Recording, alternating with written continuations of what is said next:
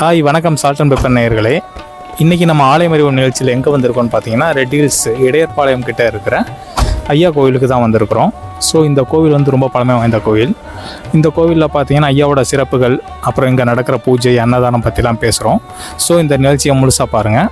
நம்ம சேனலை இப்போ தான் புதுசாக பார்க்குறீங்கன்னா சப்ஸ்கிரைப் பண்ணிக்கோங்க, கூடவே அந்த பெல் ஐக்கானை கிளிக் பண்ணிக்கோங்க. ஸோ ஆன்மீகம் சம்மந்தமாக நாங்கள் போடுற அத்தனை பதிவுகளும் உங்களுக்கு உடனே கிடைக்கும். வாங்க நிகழ்ச்சிக்குள்ளே போகலாம். உலகமெங்கும் உள்ள ஸ்ரீமன் ஐயா வைகுண்டர் அவதாரத்தின் பக்த கோடி பெருமக்களே, இப்போ நீங்கள் இந்த கோயிலுக்கு வரணும்னு ஆசைப்பட்டீங்கன்னா இந்த கோயிலோட எக்ஸாக்ட் லொக்கேஷன் எங்கே இருக்குதுன்னு நான் சொல்கிறேன். நம்ம சென்னைக்கு அடுத்து இருக்கிற ரெட் ஹில்ஸில் பக்கத்தில் இடப்பாளையம் அப்படிங்கிற ஊரில் தான் இருக்குது. சென்னையில் இருந்தும் சரி, ரெட் ஹில்ஸில் இருந்தாலும் சரி, இந்த கோயிலுக்கு பஸ் வசதிகள் இருக்குது. நீங்கள் அதை யூஸ் பண்ணி வந்துக்கலாம். இந்த ஊரோட என்ட்ரன்ஸ்லேயே பார்த்தீங்கன்னா இந்த மாதிரி ஒரு போர்டு வச்சுருப்பாங்க, ஸ்ரீமன் ஐயா வைகுண்டர் அலங்காரப்பதி அப்படின்னு சொல்லிட்டு. ஸோ இதுதான் உங்களுக்கு லேண்ட்மார்க்கு. இங்கேருந்து நீங்கள் அப்படியே இந்த ஊருக்குள்ளே ஸ்ரீமன் ஐயா வைகுண்டர் எழுந்தருளில் இருக்கிற இந்த கோவிலோட வரலாறு என்னன்னு பார்த்தீங்கன்னா, 1998ஆம் ஆண்டு ஆனந்தன் சிவாஜி அப்படிங்கிறவரோட கனவுல ஐயா தோன்றியிருக்காங்க. நான் குடியிருந்து அருள்வாக்கு சொல்லி இந்த உலக மக்களை நான் காப்பாற்றணும், அதுக்கு இந்த இடத்துல ஒரு கோயில் கட்டி கொடுன்னு கேட்டிருக்காங்க. அப்படி உருவான கோயில் தான் இது. இந்த கோயிலில் ஒவ்வொரு ஞாயிறும் ஐயா குறி சொல்கிறது வழக்கம். அவர்கிட்ட அருள்வா கேட்குறதுக்குன்னே உள்ளூர் வெளியூர்லேருந்துலாம், ஏன் வெளிமாநிலங்கள்லேருந்து கூட பக்தர்கள் வராங்க. ஸ்ரீமன் ஐயா வைகுண்டர் அவங்களோட எல்லா பிரச்சனையும் புரிஞ்சுக்கிட்டு அதுக்கு பரிகாரம் சொல்லி தீர்த்து வைக்கிறாங்க. இது இந்த ஊரில் ரெகுலராக நடக்குது, இந்த கோவிலில் ரெகுலராக நடக்குது.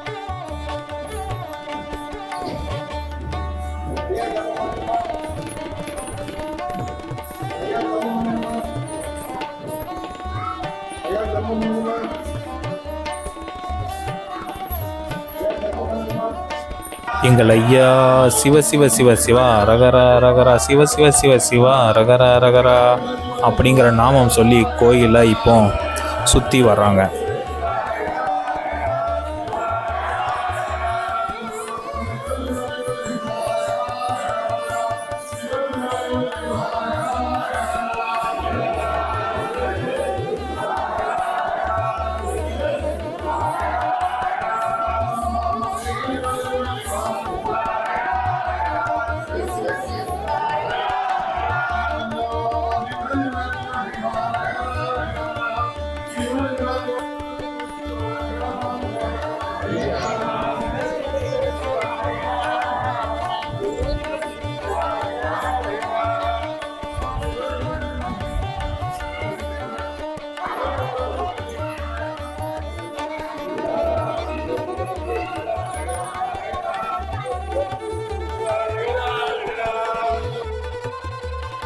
ஐயாவோட திருநாமம் கலந்த தீர்த்தத்தை பக்தர்களுக்கு வழங்குறாங்க. தர்மமாக வழங்கப்பட்ட இனிப்பும் பக்தர்களுக்கு இப்போ கொடுத்துட்ருக்குறாங்க. இந்த காட்சிகளை தான் நம்ம இப்போ இந்த வீடியோவில் நம்ம பார்த்துட்ருக்குறோம்.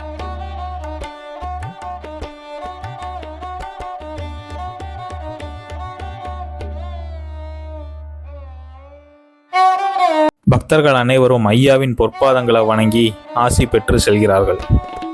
இந்த காட்சியை நம்ம பார்த்துட்ருக்கோம். அப்படியே ஐயாவோட திருநாமம் அவர்களுக்கு இடப்படுகிறது. ஐயா வைகுண்டரின் அனுக்கிரகம் அனைவருக்கும் கிடைக்கப்பெறுகிறார்கள். இந்த காட்சியில் நம்ம அதை தான் பார்த்துட்ருக்குறோம்.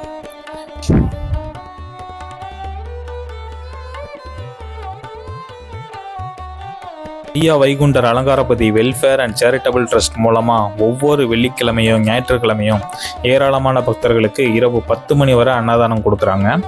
இது ட்ரஸ்ட் மூலமாகவும் பக்தர்களோட நன்கொடையாக கொடுக்குற அரிசி, காய்கறி, மளிகை சாமான் இவற்றின் மூலமாகவும் சிறப்பாக செயல்படுத்துகிறாங்க. இதில் வர்றவங்களுக்கு கேட்குறவங்களுக்குலாம் சாப்பாடு இல்லைன்னு சொல்ல மாட்டாங்க, எல்லாருக்குமே கொடுத்துட்ருக்குறாங்க. இது ரொம்ப வருஷமாக இந்த கோவிலுக்கு ஆரம்பித்த காலத்துலேருந்து இது நடந்துகிட்ருக்கு. ஸோ மக்கள் எல்லாம் வயிறு நிறைவோடு வந்துட்டு போகிறாங்க. கோவிலுக்கு வர்றாங்கன்னா இருந்து சாப்பிட்டுட்டு தான் போவாங்க. அவ்வளோ விசேஷமான கோவில் இது.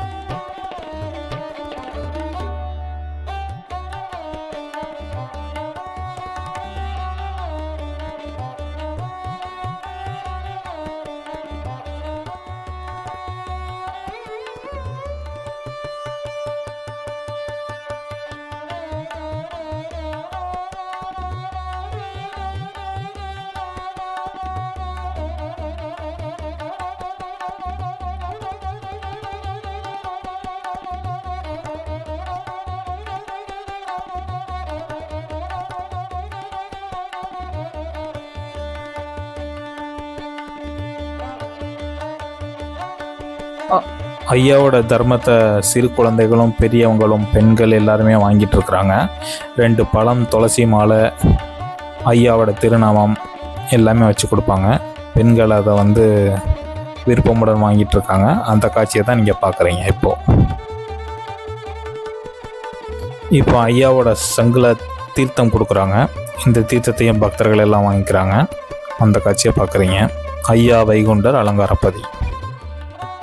ஐயாவோட பக்தர்கள் நாமம் கொடுத்து பழம் வாங்கிக்கிறாங்க, கனி வாங்கிக்கிறாங்க. ஐயாவோட கனியை கொடுத்து ஆசீர்வாதம் வாங்கிக்கிறாங்க. அந்த காட்சியை தான் பார்க்குறீங்க பக்தர்கள் அனைவரும்.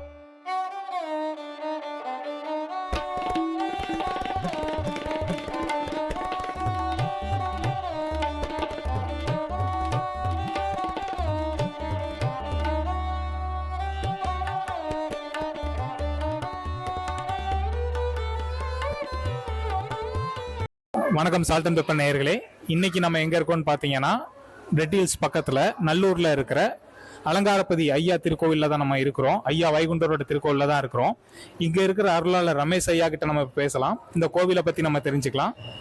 ஐயா வணக்கம் ஐயா. இப்போ நம்ம கோவிலை பற்றியும் உங்களை பற்றியும் இப்போ நாங்கள் சில கேள்வி கேட்க போகிறோம். அதுக்கு நம்மளோட வியூவர்ஸ்க்கு நீங்கள் பதில் சொல்ல போகிறீங்க. ஐயா ஃபஸ்ட்டு உங்களை பற்றி சொல்லுங்கள் ஐயா. நான் 2000 இங்கே இந்த பதிக்கு வந்தேன். நான் இன்னைக்கு 20 வருஷம் ஆகுது. 20 வருஷமாக அந்த பதியில் அருளாளராக இருக்கேன்.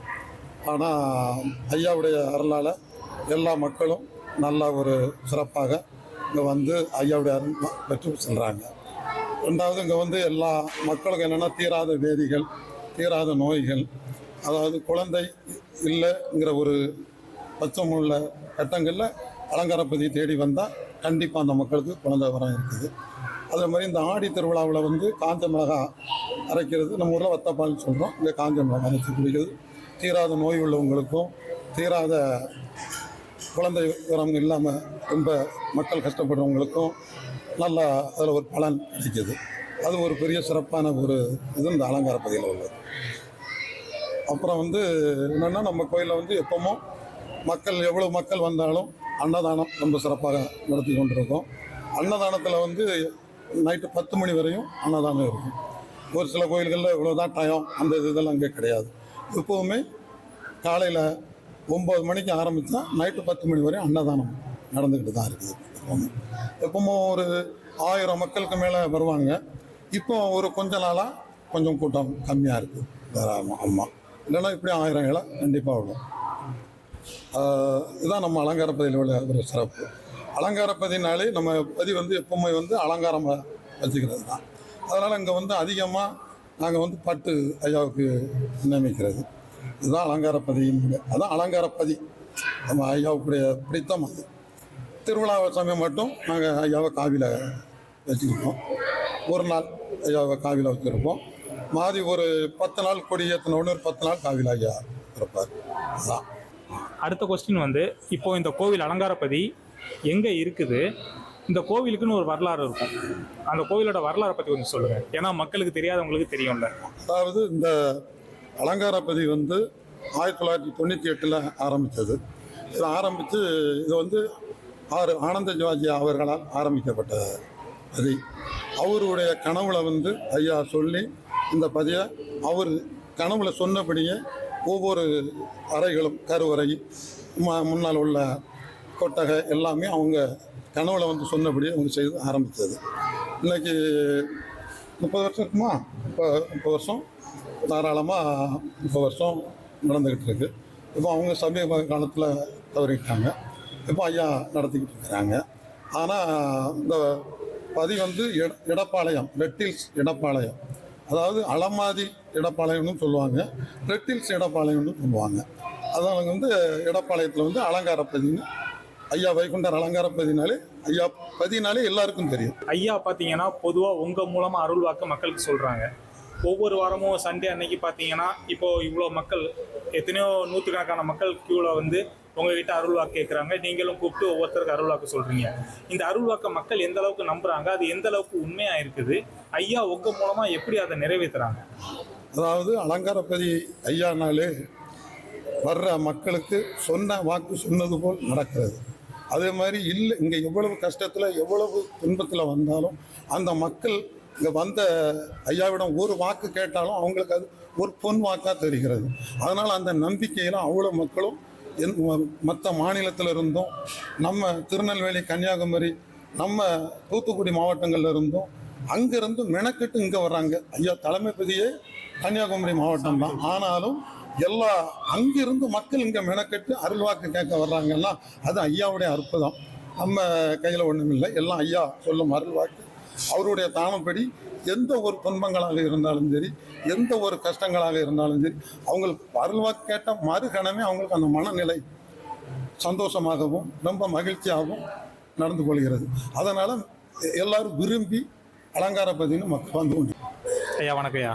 இப்போது அன்னதான திட்டம் பார்த்தீங்கன்னா ஒவ்வொரு பௌர்ணமிக்கும் போடுறோம், எவ்ரி சண்டே போடுறீங்க, அதே மாதிரி ஒவ்வொரு வெள்ளிக்கிழமையும் போடுறீங்க. நைட்டு 10 மணி வரைக்கும் அன்னதானம் நடக்குன்னு சொல்கிறீங்க. ஸோ வந்து எத்தனையோ மக்கள், நூற்றுக்கணக்கான மக்கள், ஆயிரக்கணக்கான மக்கள் வந்து சாப்பிட்டுட்டு இருக்காங்க. இது வந்து அன்னதான திட்டம் இவ்வளோ சக்ஸஸ்ஃபுல்லாக, ஏன்னா இப்போது அரசாங்க கோயில்கள்லேயே பார்த்தீங்கன்னா ஒரு 12 மணி 2 மணி அந்த குறிப்பிட்ட டைமில் அன்னதானம் முடிஞ்சிடும். ஆனால் இங்கே பொறுத்த வரைக்கும், ரெட் ஹில்ஸ் கோயிலை பொறுத்த வரைக்கும் நைட்டு 10 மணி வரைக்கும் போடுறீங்க. அது எப்படி ஐயா முடியுது? இது எப்படின்னா ஐயாவோட அருளால் தான் நடக்குது. ஐயா Vaikundar Alangarappathi welfare and charitable ட்ரஸ்ட்னு நாங்கள் ஆரம்பித்து அது வழியாக நடத்திட்டுருக்கோம். இதில் நாங்கள் எப்படி பண்ணோன்னா, முதல்ல எல்லாரையும் ஒரு 52 பேருக்கு தேர்ந்தெடுத்து வாரம் அவங்கக்கிட்ட 15,000 வாங்குகிறோம். ஒரு ஞாயிற்றுக்கிழமைக்கு 15,000 வாங்குகிறோம். அதுலேயே பட்டு, தர்மம் எல்லாமே பண்ணுறோம். ஒரு நாளில் எப்படியும் மினிமம் 5 கூட்டு போடுறோம். வடை, பாயாசம், கேசரி எல்லாமே போடுறோம். இது எப்படின்னா ஐயாவாக நடத்துகிறது தான். இந்த 15,000க்கு நீங்கள் பார்த்தீங்கன்னா இது விலைவாசி விற்கிறதுக்கு இது கட்டுப்படி ஆகாது. ஆனாலும் மக்கள் கொடுக்குற தர்மம், காய்கறி கோயம்பேட்டிலேருந்து தர்மம் கொடுக்குறாங்க. நிறையா பேர் அப்பப்போ கொடுக்குற தர்மத்தை வச்சு தான் இதை நடத்துகிறோம். ஆரம்பித்து 12 மணி 2 மணிக்கு நட திறந்து ஆரம்பிச்சிடும். அது 10 மணி வரைக்கும் போகிறது ஐயாவாக நிறைவேற்றுறது தான். அதுக்கு மேலே இருந்து நாங்கள் யாருமே கையில் இருந்தெல்லாம் போடுறதில்ல, எல்லாமே ட்ரஸ்ட்டு வழியாக போகுது. ட்ரஸ்ட்லேயே அது மிச்சமாக தான் வருது. அதனால் ஐயாவாக இது இருந்து நடத்துறதுனால தான் இந்த இது பாசிபிள் ஆகுது. இது இந்த வருஷம் ஆரம்பத்துலேருந்தே போய்கிட்டு இருக்கு. இந்த வருஷம் ஃபுல்லாகவும் நடக்குது. எல்லாம் புக் பண்ணி வாரத்துக்கு ஒரு தடவை ஒருத்தருக்கு கொடுக்குறாங்க. அவங்களுக்கும் நாங்கள் ஐயாவோட சுருளை வச்சு கொடுத்தது அவங்களுக்கும் சந்தோஷமாக போகிறாங்க. இதனால தான் இப்படி நடக்குது. இதில் நாங்கள் பொதுவாக வெள்ளி, செவ்வாய், ஞாயிற்றுக்கிழமை 3 நாளும் அன்னதானம் நடக்கும். ஐயா இப்போது அலங்காரப்பதியில் என்னென்ன திருவிழாக்கள் நம்ம சிறப்பாக கொண்டாடுறோம்? இப்போ வந்து முதல் திருவிழா வந்து நமக்கு மார்ச் 20 அவதார திருவிழா. இந்த அவதார திருவிழா ஒரு நாள் ரொம்ப சிறப்பாக நடத்துவோம். ரெண்டாவது ஆடி திருவிழா வந்து நாங்கள் 10 நாள் ஐயாவுக்கு கொடியேற்றி, நம்ம கடைசி 3 நாள், அதாவது 10 நாள் திருஏடு வாசிப்பு இருக்கும். இதில் கடைசி 3 நாள் ரொம்ப சிறப்பாக நடத்துவோம். இதில் வந்து காந்தி நகர் விவேகானந்தா ஸ்கூல்ல இருந்து 10வது நாள் கரட வாகனத்தில் ஐயா ஊர்வலமாக வருவார். எல்லா மக்களும் அதாவது என்ன கார வகைகள் இருக்கோ, என்ன கனி வகைகள் இருக்கோ, என்ன இனிப்பு வகைகள் இருக்கோ, வெத்தலை பாக்கிலிருந்து அனைத்து வகையான சுருளும் மக்கள் சீரோட கொண்டு வருவாங்க. அது ஒரு சிறப்பான ஒரு ஊர்வலம். அதாவது குறைஞ்சது ஒரு 2000 மக்களாவது அந்த ஊர்வலத்தில் கலந்து கொள்கிறாங்க. அது ரொம்ப அருமையாக இருக்கும். அந்த ஊர்வலம் முடிஞ்ச பின்பு தான் இந்த 10வது நாள் ஐயா காஞ்ச மிளகாய் அரைச்சி குடிப்பது, இந்த பத்த பால் ஆடுவது ரொம்ப சிறப்பாக. அன்றைக்கு இரவும் 1000-1500 பேர் கண்டிப்பாக என்ன செய்வாங்க, நம்ம பதியில் இருப்பாங்க. விடிய திருவிழா தான். விடிய காலம் 6 மணிக்கு தான் பழையபடி நினைச்சுவோம், நாங்கள் கொடி இறக்குவோம். அது வரையும் திருவிழா ரொம்ப சிறப்பாக இருக்கும். முதல் ஞாயிற்றுக்கிழமை இகனை திருக்கல்யாணம் அப்படின்ட்டு ஒரு நாள் திருவிழா வைப்போம்.